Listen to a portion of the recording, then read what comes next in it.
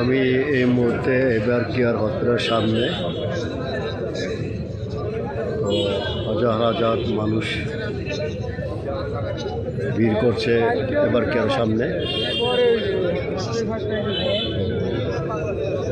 সমস্ত মিডিয়া চলে আসছে এই জায়গায়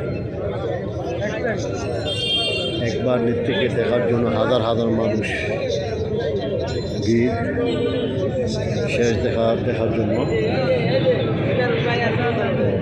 এখনও খালেদা জিয়া এবার কেয়ার হসপিটালে আছে। সম্ভবত সকালে বের করবে, সকালে বের করে নিয়ে যাবে মানিক মিয়া এভিনিউতে, সংসদ ভবন সামনে।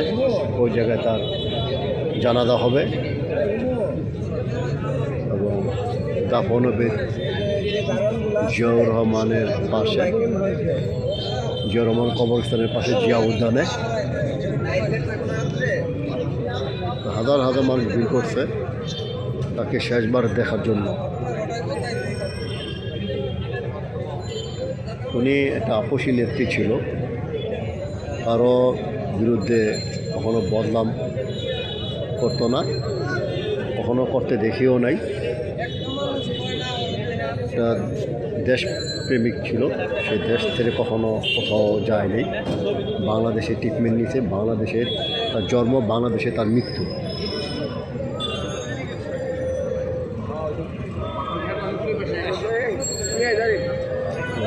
সমস্ত আত্মীয় স্বজন, প্রতিবেশী, যত কর্মী আছে সবাই চলে আসছে তার শেষবার দেখার জন্য। অথচ এরা সকাল সারা বের করবে না। এখনও বেগম খালেদা জিয়া এবার কেয়ার আছে, হয়তো তাকে গোসল মোসল করে সব কিছু রেডি করে সকালে বের করবে। ডাইরেক্ট মানিক মিয়া এভিনিউতে সংসদ ভবনের প্লাজায় নিয়ে যাবে। ওই জায়গায় দুপুর 2টায় জানাজা হবে, তারপরে জিয়া উদ্যানে তার দাফন হবে তার স্বামীর কবরের পাশে। তার ছেলে লন্ডন থেকে আসতে, এটা আপনারা সবাই জানেন, দেখছেন। তার ছেলেও থাকবে। হাজার হাজার মানুষ ভিড় করছে।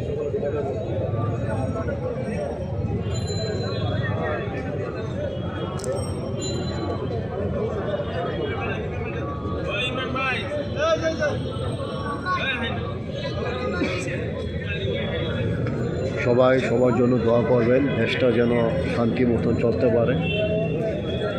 নতুন